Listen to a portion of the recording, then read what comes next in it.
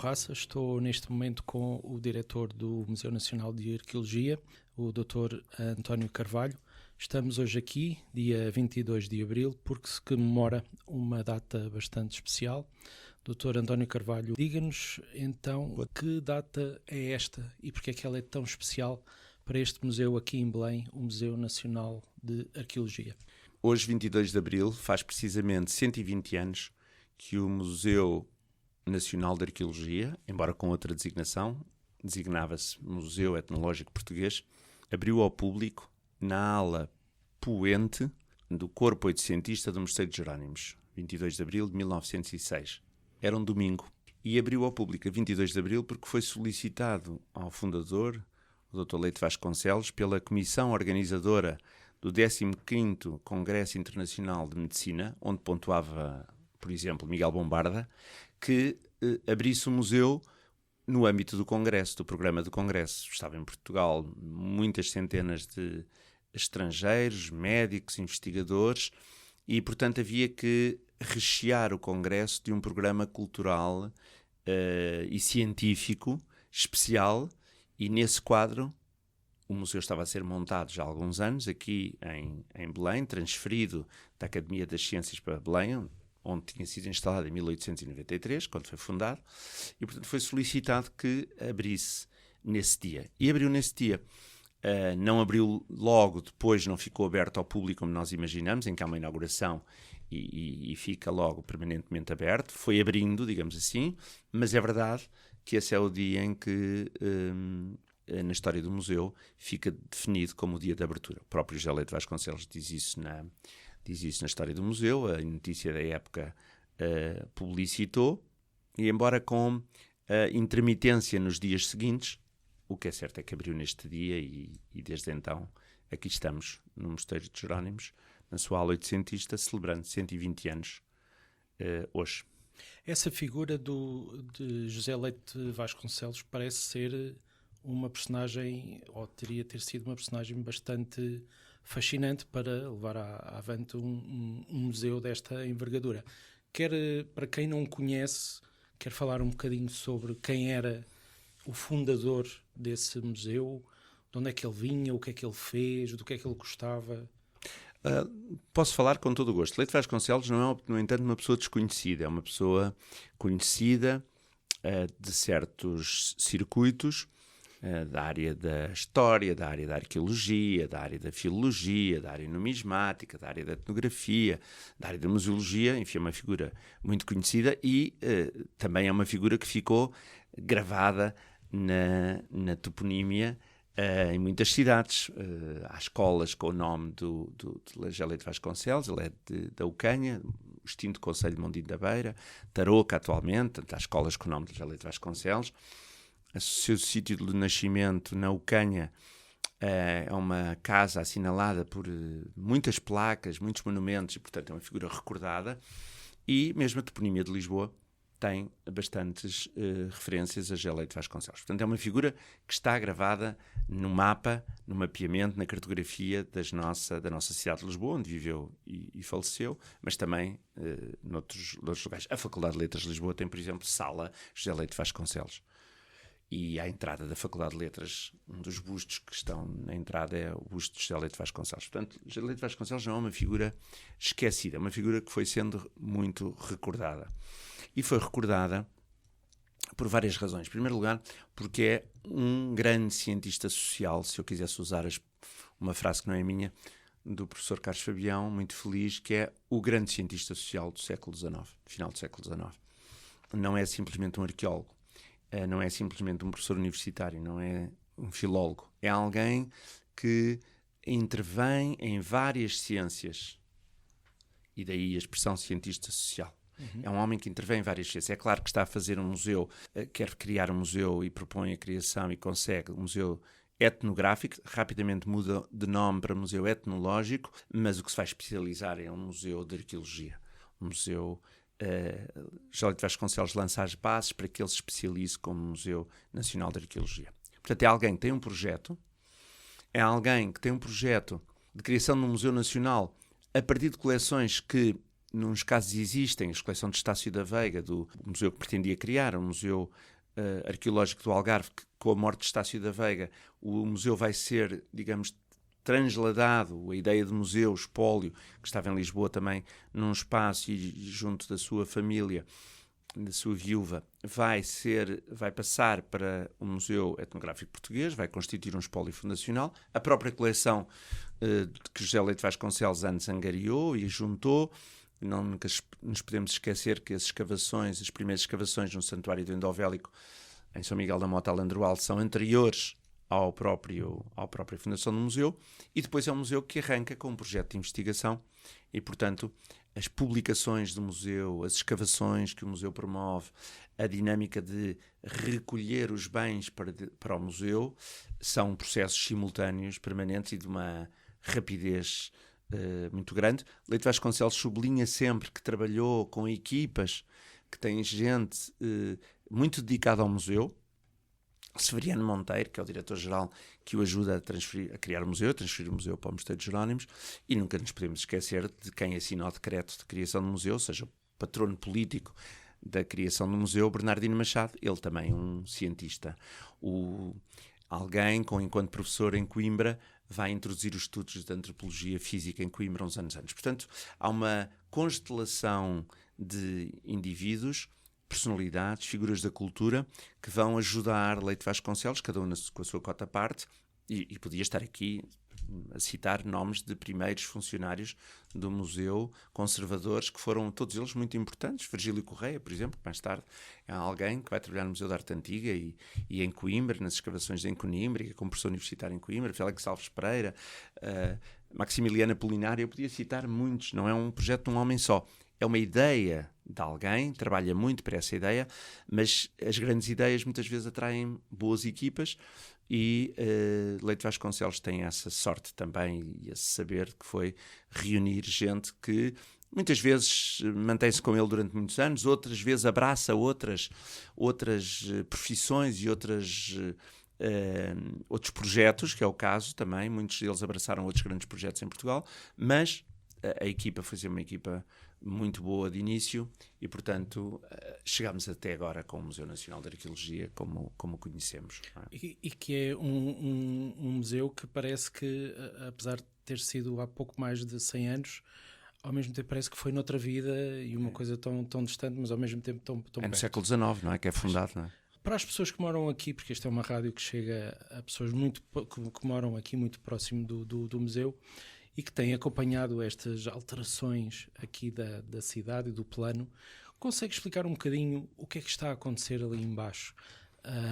Um museu que de repente encerrou ao público, foi alvo de algumas alterações porque fechou, passou para umas obras que está a ser remodelado. Explica um bocadinho aos ouvintes o que é que está efetivamente a acontecer ao nosso museu. Explico com todo o gosto, e também desejo que hoje, dia 22 de Abril, as pessoas já tenham retido o filme que, entretanto, apresentámos no dia 17 de Abril no Museu Nacional de Etnologia, que, em virtude do museu estar fechado, nos acolheu para a cerimónia, para o programa que começa a celebrar esta efeméride, onde vamos apresentar um filme, onde apresentámos um filme intitulado, e um filme que vai ficar disponível online, que vai intitulado Uma Viagem em 1906, porque vamos mostrar, a partir de registros fotográficos e outros, como é que era o museu em 1906, como era visitar o museu em 1906. O que está a acontecer em todo, que é muito visível, há um casulo de metal a envolver o Mosteiro de Jerónimos, com os andaimes, as coberturas provisórias, a rede que protege os trabalhos que estão a ocorrer na fachada. É uma obra, aliás, são duas grandes empreitadas no âmbito do PRR, do Plano de Recuperação e Resiliência, a que Portugal aderiu na sequência dos fundos disponibilizados pela União Europeia, na consequência da pandemia. E, portanto, a resposta europeia à pandemia, à escala europeia, foi a criação destes planos de resiliência.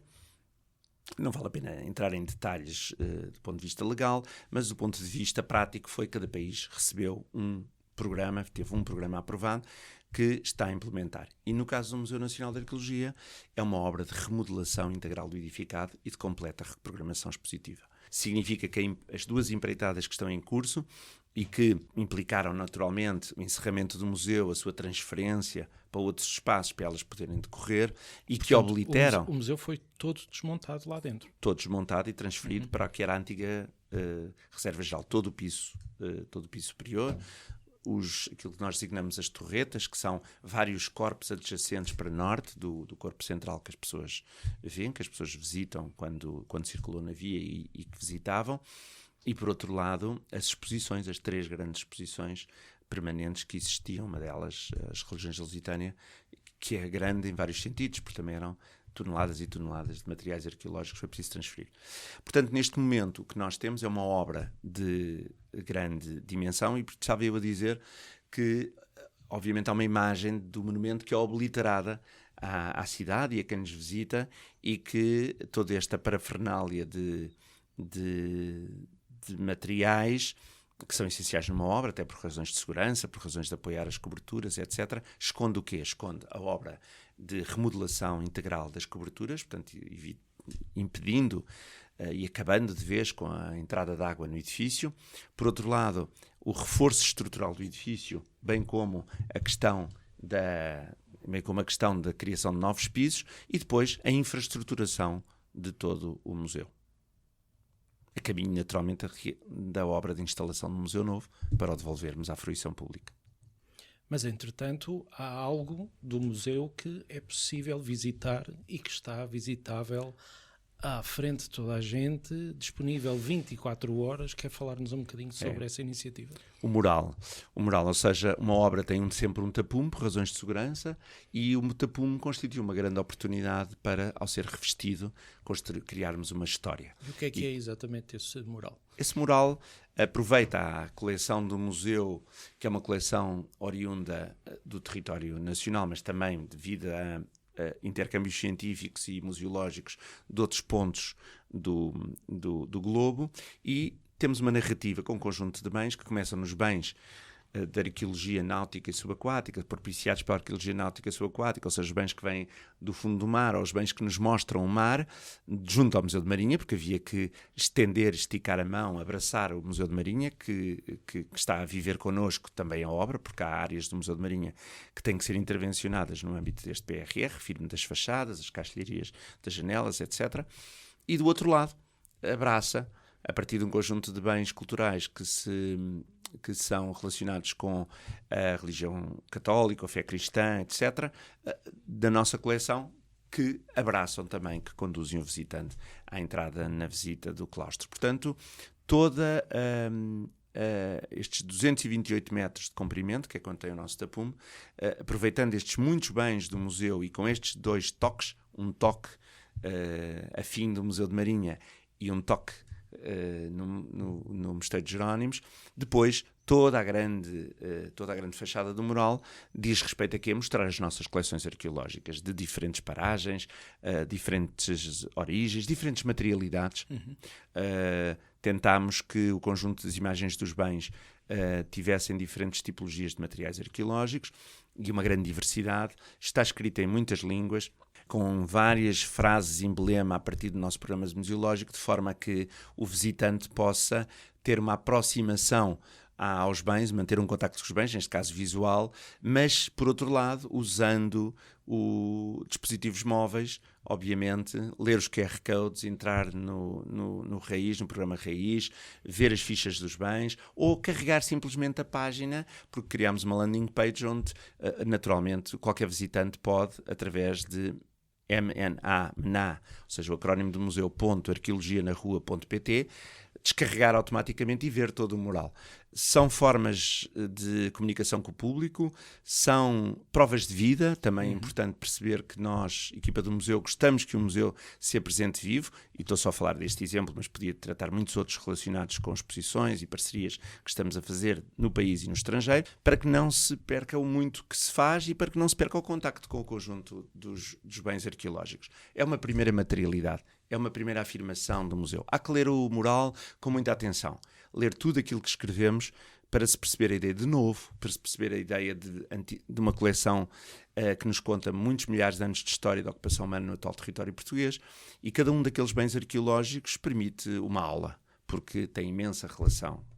Há algum desses bens que queira escolher e que esteja desejoso de ver novamente Todos, exposto? sinceramente. Como é óbvio. Muitos deles são obrigatórios no discurso do novo museu, e eu confesso aqui com toda a sinceridade que podiam citar um ou dois da minha particularidade, do meu particular interesse. O que eu quero mesmo é devolver o museu à fruição pública após uma obra de grande impacto, em que os nossos concidadãos olham para a obra e confiam no que uma equipa, que são muitas equipas, se não esquecer que são vários empreiteiros e subempreiteiros a trabalhar, bem como a equipa no museu que ficou residente, fazermos em tempo útil, o mais rapidamente possível, devolver o museu à fruição pública, de modo que aqueles bens possam ser novamente, o contacto possa ser o contacto habitual no museu, que é o lugar a que eles pertencem, que é o lugar de contacto com o público, e que servirem para as grandes discussões, os grandes debates, a aprendizagem, a formação,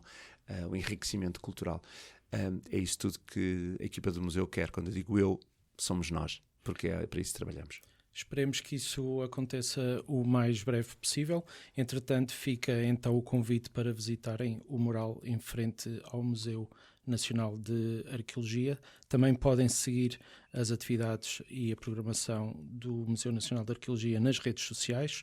Podem também subscrever ao boletim digital do Museu Nacional de Arqueologia. Essencial. Ou visitar, efetivamente, o mena.arqueologianarrua.pt. Muito obrigado, André. Muito obrigado, Muito obrigado, Dr. André. António. Obrigado por Muito tudo.